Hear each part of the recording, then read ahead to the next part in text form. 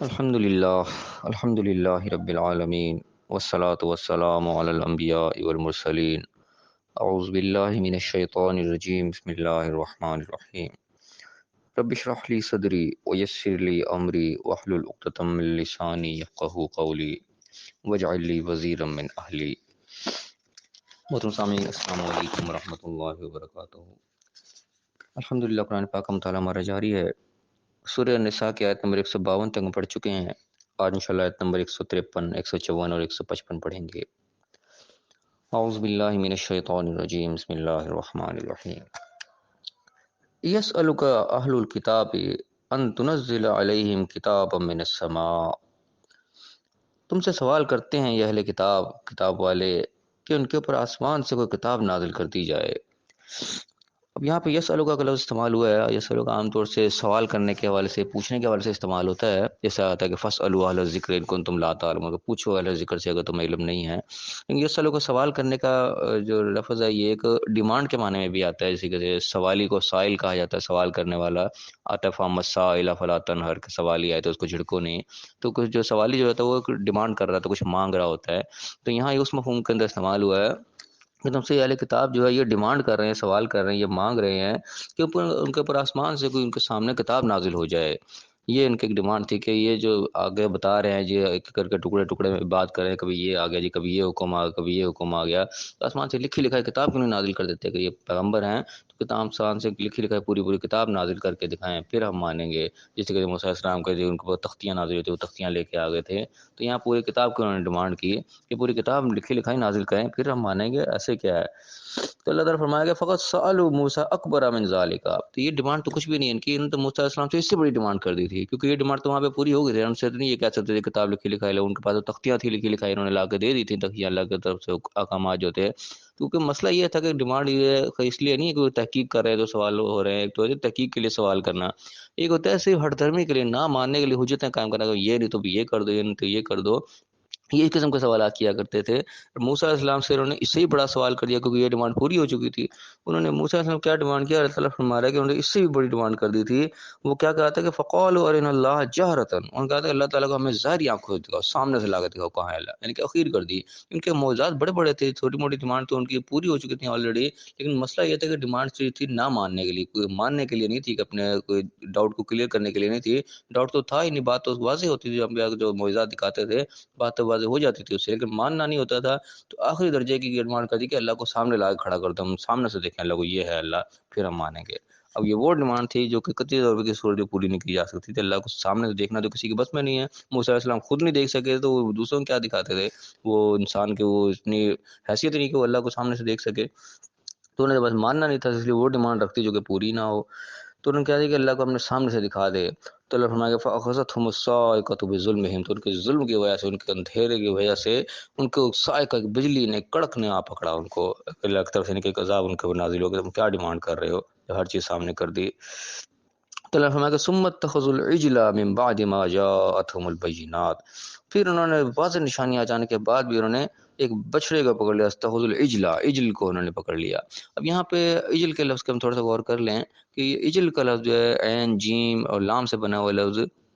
اس مادے سے بنے ہوئے کافی الفاظ قرآن میں استعمال ہوئے ہیں۔ اس میں یستعجلون، تستعجلون، عجلا، تعجلا، عجولا کا لفظ ہے کہ کان الانسان عجولا، انسان جو ہے وہ جلد باز پیدا کیے گئے۔ تو یہ عجل سے بنے ہوئے جتنے بھی الفاظ قرآن میں استعمال ہوئے ہیں، تو تمام جگہ پہ اس کا جو مفہوم پایا جاتا ہے وہ جلد بازی کا مفہوم پایا جاتا ہے، یعنی بما کان تستعجلون، یستعجلون، جلد بازی کرتے ہیں، جلدی کرتے ہیں، تمام جس کا مفہوم جو ہے وہ جلدی کا ہی پایا جاتا ہے۔ یہ واحد ایک لفظ عجل ہے جہاں پہ اس شکل کے اندر استعمال ہوتا ہے، اس کے معنی جو ہے وہ بچڑا کیے گئے ہیں، تمام مترجمین کے معنی بچڑا ہی کیے ہیں، کیونکہ ایک بچڑے کا واقعہ گزرا تھا یا ان کی تاریخ میں ملتا ہے، تو قرآن کے اندر بھی ترجمے میں اسی چیز کو سامنے رکھا گیا کہ اس کا ترجمہ بچڑا ہی کیا گیا، سامری کے جادوگر کے حوالے سے ایک بات جو قرآن میں ذکر ہوا ہے واقعہ۔ تو بہرحال اس کا جو باقی تمام آیات کے اندر جتنا بھی اس کا مفہوم ہے وہ صرف جلد بازی کے معنوں میں ہے۔ تو یہاں بھی اس سے ہم ایک مفہوم یہ بھی اخذ کر سکتے ہیں کہ وہ جو بچڑے والی بات وہ بھی اپنی جگہ درست ہے، لیکن قرآن کو کہ ہدایت کے لیے ہے، تو ہمیں جس طریقے سے بھی ہدایت اس سے حاصل ہو ہمیں اس سے ہدایت لینی چاہیے۔ کہ آج کے دور میں کوئی بچڑا تو کوئی نہیں پکڑا، کوئی بچڑے کو لے کے نہیں بیٹھا ہوا، لیکن آج بھی انسان جلد باز ضرور ہے، انسان جو ہے وہ جلد بازی کرتا ہے ہر معاملے میں۔ جو انسان کو یہ کہتے ہیں کہ کالا ہی پہ جاتا ہے، ہر چیز میں کالی پڑ جاتی ہے انسان کو، فٹافٹ یہ ہو جائے۔ تو وہاں مفہوم یہ بھی ہمیں سمجھ آتا ہے کہ وہ جب موسیٰ علیہ السلام گئے ہوئے تھے طور کے، جس میں انہوں نے وہ بچڑے کو پکڑا، تو وہاں بھی اصل میں انہوں نے جلد بازی کر لی کہ موسیٰ علیہ السلام کو وہاں پہ 10 دن لیٹ ہو گئے تھے، قرآن تذکرہ کرتا ہے اس چیز کو کہ 10 دن اللہ تعالیٰ نے اور مزید ان کو رکھا کہ ایک مہینے کے لیے بلایا تھا، غالباً اس قسم کی بات آتی ہے، تو وہ 40 دن کے لیے وہاں پہ رہے۔ تو وہ بس ڈیمانڈ کر رہے تھے ہارون علیہ السلام سے کہ ہمیں جلدی موسیٰ علیہ السلام کو بلاؤ ہمیں، تو وہ جلد بازی کے چکر میں نہ وہ بچڑے کے چکر میں لگے، سامنے ان کو وہاں لگا دیا، تو وہاں کی جلد بازی بھی ان کا ایک قصور تھا، ایک ان کا جرم تھا جس کی وجہ سے جو وہ راستے سے بھٹکے۔ تو یہ جلد بازی کا جو ایک مفہوم ہے یہ بھی یہاں پہ ایک سمجھ میں آتا ہے کہ پورے قرآن میں لفظ یہ ہوا ہی جلد بازی کے لیے استعمال ہے۔ تو یہ بچڑے کی بھی جنہوں پوجا کی تھی یہ بھی ان کی جلد بازی کی وجہ تھی، اور یہ بیماری ہمارے اندر آج ہی پائی جاتی ہے کہ بہت ساری چیزوں میں انسان جلد بازی کرتا ہے، اور انسان کو بنایا ہی جلد باز کیا، قرآن خود اس چیز کی گواہی دیتا ہے۔ تو ایک مفہوم یہاں بھی یہ نکلتا ہے کہ انہوں نے جلدی پکڑ لی، پھر انہوں نے جلدی کری، بے صبری کا مظاہرہ کیا، تو اس کے بعد ان کے پاس واضح دلائل بھی آ چکے تھے، لیکن اللہ تعالیٰ نے کیا کہ فعفونا عن ذالک، اللہ تعالیٰ نے ان کو اس سے بھی درگزر کیا۔ وَآتَيْنَا مُوسَىٰ سُلْطَانًا مُبِينًا، اور موسیٰ علیہ السلام کو تو ہم نے واضح غلبہ جو عطا کیا، سلطان مبین، بہت واضح دلائل ان کو عطا کیے تھے۔ اس کے بعد فرمایا کہ وَرَفَعْنَا فَوْقَهُمُ الطُّورَ، ان کے اوپر ہم نے طور پہاڑ کو بھی جو ہے بلند کر دیا تھا، ان کے اوپر لے کے آ گئے تھے۔ بِمِيثَاقِهِمْ، ان کے وعدے کے اوپر سے، یعنی کہ جو وعدہ اللہ نے ان کو لیا ان سے کہ اللہ کے حکموں کی پابندی وہ کریں، اس کے ایک ڈراوے کے طور پہ پہاڑ بھی جو تھا ان کے اوپر اس طریقے سے گویا آ گیا تھا کہ تم عمل کرو چیز کو جو کہا جا رہا ہے، نہیں عمل کرو گے پہاڑ تمہارے اوپر ہی آ گرے گا۔ اس کے اندر اس کی بھی مزید ڈیٹیل قرآن پاک کے اور آیات کے اندر تذکرہ آیا ہے۔ تو یہاں پہ اس کا فی الحال اجمالاً جو ذکر ہو رہا ہے کہ ان کے اوپر تو پہاڑ کو بلند کر دیا، اور کیا کہا گیا وَقُلْنَا لَهُمُ ادْخُلُوا الْبَابَ سُجَّدًا، کے دروازوں کے اندر سجدہ کرتے ہوئے، سجدے کی حالت میں تم داخل ہو،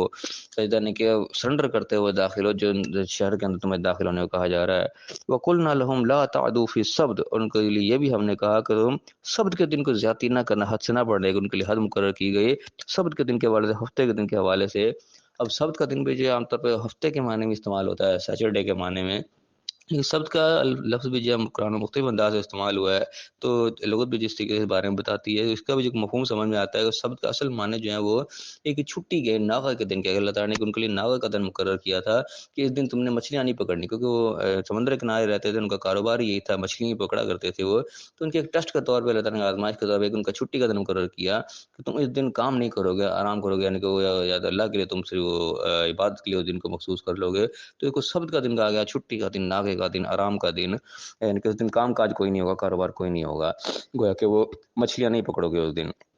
تو اس دن وہ جو پابندی لگائی اس کے ساتھ ان کو کہہ دیا کہ اس دن تم نے زیادتی نہیں کرنی، حد سے آگے نہیں بڑھنا، حد مقرر کر دی گئی کہ تم کام نہیں کرو گے، اس کی تم نے پابندی کرنی ہے۔ وَأَخَذْنَا مِنْهُم مِيثَاقًا غَلِيظًا، ہم نے ان سے بڑا سخت عہد لیا، بڑا پکا ان سے وعدہ لیا کہ تم نے اس کی وعدہ خلافی نہیں کرنی۔ اس کی ڈیٹیل میں انشاءاللہ ہم سورہ اعراف کے اندر پڑھیں گے، وہاں پہ زیادہ ڈیٹیل آتی ہے کہ مچھلیاں کے ساتھ پھر کیا معاملہ ہوا، کہ مچھلیاں بھی اچھل چھل کے ان کے سامنے اسی دن آتی تھی جس دن کا وہ ناغے کا دن ہوتا ہے، سبت کا دن ہوتا تھا، اور دنوں میں اس طریقے سے آتی نہیں تھیں۔ تو یہاں پہ اللہ تعالیٰ فرمایا کہ فَبِمَا نَقْضِهِم مِيثَاقَهُمْ، تو ان کے وعدہ توڑنے کی وجہ سے، وہ کفرہم، ان کے کفر انکار کی وجہ سے، بآیات اللہ، اللہ کی آیات کا، وقتلہم الانبیاء، اور انبیاء کو قتل کر دینے کی وجہ سے، بغیر حق، نہ حق، یہ ان کہنے کے کچھ جرائم تھے جو وہ کرتے تھے کہ جو وعدہ کیا وہ توڑ دیا، اور اللہ کی آیات کا انکار کیا، دیکھ کے بھی نشانی اللہ کے نہیں مانے اس کو، اور انبیاء کو جو ناحق قتل کر دیا۔ وَقَوْلِهِمْ قُلُوبُنَا غُلْفٌ، اور کہنے ان کا یہ کہنا کہ ہمارے دلوں میں تو غلف ہے، غلاف چڑھے ہوئے ہیں، ہم جو ہے کہ بالکل آج بھی یہ لوگ اس طرح کہتے ہیں کہ ہم نہیں ہٹ ٹلیں گے، اسی آج بھی جو فرقہ پرست قسم کے لوگ ہوتے ہیں جو اپنے عقائد پر ڈٹے ہوتے ہیں، ان کے الفاظ بالکل اسی طرح ہی ہوتے ہیں کہ ہم ٹس سے مس نہیں ہوتے، ہم جو مرضی کر دیں ہم پہ کوئی اثر نہیں ہوگا۔ یہ الفاظ خود میں نے کہ میں نے اپنے کانوں سے سنے، اتنے کہ وہ اپنے جگہ پہ سخت اور کٹر ہوتے ہیں کہ وہ بات سننے کو تیار نہیں ہوتے، وہ اس بات کو یعنی کہ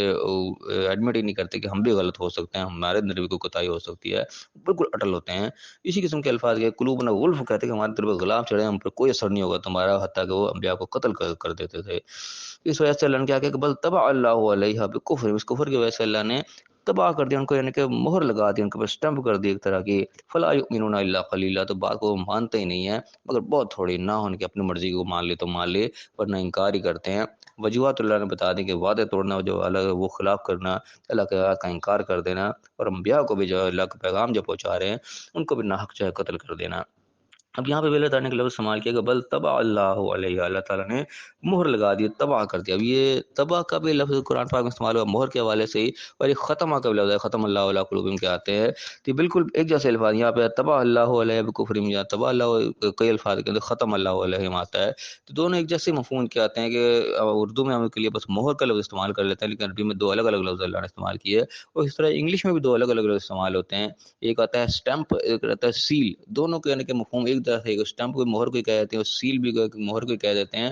یہ عربی میں اللہ تعالیٰ دو الفاظ الگ استعمال کیے. تو اس میں ایک یقیناً کو فرق ضرور ہے جو اللہ نے نازل کیے. تو بظاہر جو فرق نظر آتا ہے اس طریقے کا ہے کہ تباہ سے مراد شاید ہے ایک سٹمپ کر دینا, اس طریقے سے چھاپنا اسے کہتا ہے نا, چھاپا لگا دینا. چھاپے خانوں کو بھی ہمارے ہاں جو وہ تباہ خانہ ہی کہا جاتا ہے کہ جس سے کتاب چھپتی ہے جو بھی ہے, ایک سٹمپ جو ہوتی ہے اس کو تباہ کہا جاتا ہے. اور ختم اگر لگ جائے وہ بیسکلی سیل کے لیے استعمال ہوا ہے, بالکل جو سیل کر دیا جاتا ہے, اس کے اندر کوئی چیز نہ باہر آئے گی نہ اندر آئے گی. تو یہاں پہ بھی اللہ تعالیٰ کیا ہے کہ اللہ تعالیٰ ان کفر کی وجہ سے ان کے دلوں کو ایک سٹمپ کر دیتا ہے, کہ سٹمپ لگ جاتی ہے ان کے اوپر کہ یہ ریجیکٹڈ لوگ ہیں. جس طریقے سے ریجیکٹ کے مہر لگ جاتی ہے کہ ریجیکٹ ہو گیا, پھر وہ قبول نہیں کیا جاتا. کسی نوٹ کے اوپر بھی بینک جو ہے وہ اسٹمپ لگایا تھا کہ یہ نوٹ ریجیکٹڈ ہے, پھر وہ نہیں چلتا. تو اس طریقے سے یہ کفر جو انسان کر رہا ہوتا ہے, نافرمانیاں کر رہا ہوتا ہے, تو اللہ کی طرف سے ایک ریجیکٹڈ کی مہر لگ جاتی ہے کہ لوگ ریجیکٹڈ ہے, ان کے لیے کوئی ہدایت کا جو ہے سامان ان کو نہیں مہیا کیا جائے گا. جتنا مہیا کیا جانا تھا وہ کیا جا چکا, پھر وہ ریجیکٹ ہو جاتے ہیں. پھر وہ جو مرضی جہاں مرضی جائیں, پھر اس کی کوئی پرواہ پھر اللہ کی طرف سے نہیں کی جاتی. اللہ تعالیٰ مزید ان کے لیے کوئی بندوبست پھر نہیں کرتا. یہ پھر اس زمرے میں آتے ہیں جس کو اللہ گمراہ کر دے اس کو کون ہدایت دے گا. تو یہ وہ لوگ ہو جاتے ہیں جن کو اللہ کی طرف سے گمراہی ان کے اوپر ثبت کر دی جاتی ہے. تو بہرحال اللہ تعالیٰ میں سمجھنے کی توفیق عطا فرمائے. یہاں پہ اللہ تعالیٰ اصل میں اس نافرمانیوں کو تذکرہ کر رہا ہے جو کہ انہوں نے کی ہیں, اور ہمیں بتایا یہ اس لیے جاتا ہے, یہ کہانیاں جو نہیں خالی سنائی جاتی ہیں, یہ بطور سبق ہے ہمیں یہ واقعات سنائے جاتے ہیں کہ ان لوگوں نے جو نافرمانیاں کی ان کی وجہ سے ان کے اوپر مہریں لگ گئی, اللہ کے جو ہے وہ غضب کا شکار ہوئے وہ لوگ, اور اللہ کی طرف سے ریجیکٹ کر دیے گئے. وجوہات جو تھی وہ بیانیہ کی جاتی ہے, یہ وجہ تھی اصل میں. تو ہمیں بتانے کا بھی مقصد یہ کہ ہم ان وجوہات سے بچیں, وہ ہم عادات و خصائل اپنے اندر پیدا نہ کریں جن کی وجہ سے ان کے اوپر مہریں لگیں. ہم اس طریقے سے چلیں جس کے سے اللہ نے ہمیں چلایا. ان لوگوں نے اس طریقے سے نہیں چلے جس کے سے اللہ نے وہ چلانا چاہ رہا تھا, انہوں نے اپنی مرضیاں کی, نتیجتاً جو ہے وہ عذاب کا شکار ہوئے, اللہ کی طرف سے وہ ریجیکٹڈ کا ان کے اوپر مہریں لگیں. تو اللہ تعالیٰ میں صحیح سمجھنے کی توفیق عطا فرمائے. جو اللہ نے ہمیں احکامات دیے ہیں ہمیں ان کو سمجھ کے اس کے مطابق زندگی گزارنے کی توفیق عطا فرمائے, اور دنیا اور آخرت دونوں یا کامیاب فرمائے. آمین. وآخر دعوانا الحمد للہ رب العالمین.